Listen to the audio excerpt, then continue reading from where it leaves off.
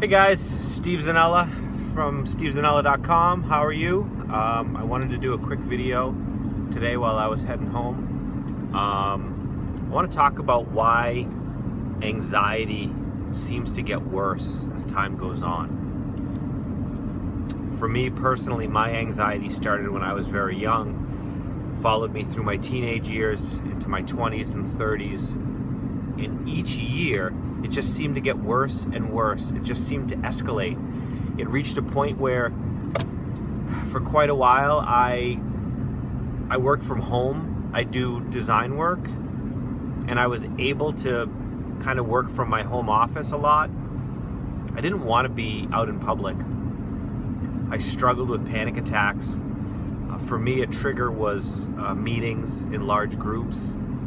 So if I could work from a home office and I could call in on a telephone, that's what I preferred to do, because when I was in that environment, my mind wouldn't stop racing with all of these concerns over what if I had a panic attack during the meeting, what if I had to get up and rush out of the meeting.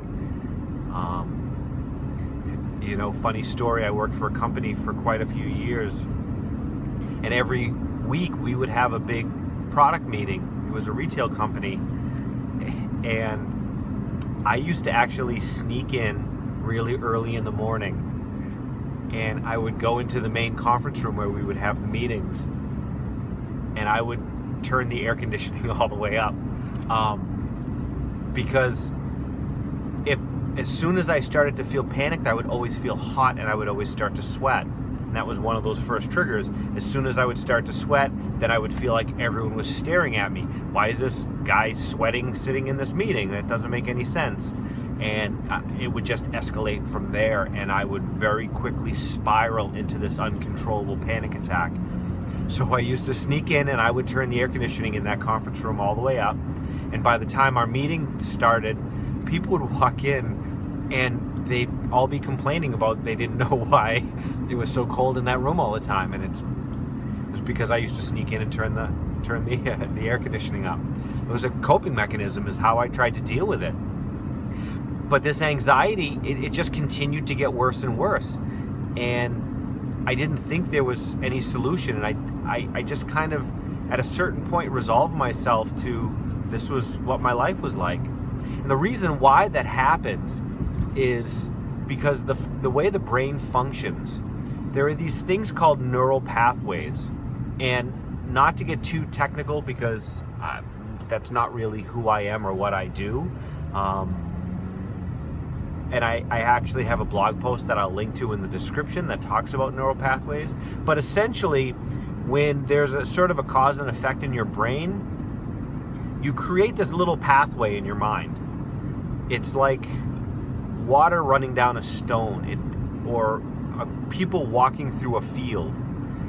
And the more you travel along that same path, you dig this groove or this rut. And once that path has been made, it's sort of the path of least resistance. And you always kind of fall into that groove. And your mind functions the exact same way as you create these connections. They say neurons that fire together, wire together. And what that means is that when you have a reaction to something, neurons are firing in your brain, and it's going, all right, well, he's in a meeting and he's worried, so let's start the adrenaline, let's start the fight or flight mechanism, let's start getting ready for him to panic and run out if he's in danger.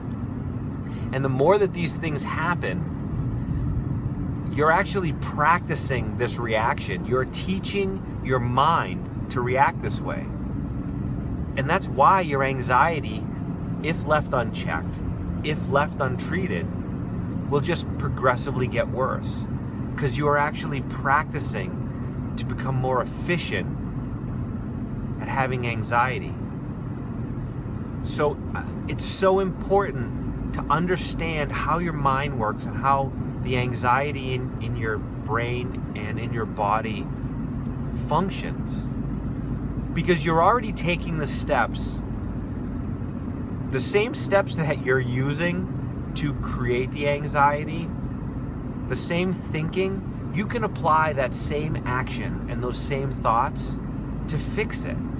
that's what I did. I was able to take that thinking, that compulsive negative thinking, and with practice and over time, I was able to start using that same thinking, but in a positive way. I was able to start causing myself to think about positive things in a positive nature.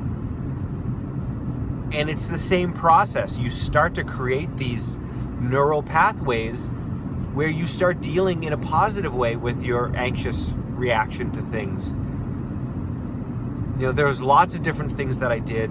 There are lots of different tools, lots of different approaches that I use to overcome and manage my anxiety. But the first step is understanding how your mind works, how anxiety in your mind works.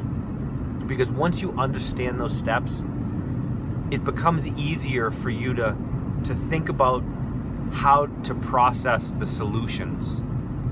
And that's really what it is. It's processing the solution. It's being able to fix what's going on in your mind and replace a lot of those negative thoughts with positive ones, with taking the same steps and actions that you use every day to continue to build the anxiety. You can use those same steps, those same actions to overcome your anxiety. So that's my thought for today, neural pathways. Understanding that the more you allow your anxiety to go unchecked, the more you allow your anxiety to continue on without taking positive steps to address it, it's just going to continue to get worse, because you're mastering anxiety. You're becoming an expert at being nervous, at being anxious. And I don't want to see that happen. It happened to me. It's happened to millions of people. There's over 40 million adults in the US that suffer from some form of anxiety and panic disorder. So you're not alone. Please understand that you're not alone. So that's it. Like I said, I'll put a link to read a little bit more about neural pathways. And if you're interested, just Google it. I mean, we live in a great society. We live in a great time where we can get information. Information is out there. So if you like the video, give me a like. Maybe share it with somebody. You never know who amongst your friends or family may be suffering from anxiety and they're just too embarrassed to reach out for help. So I'm here. I'm always available. My email, steve@stevezanella.com. Send me a message. I'll always respond. So that's it. Have a great day, and I'll talk to you soon.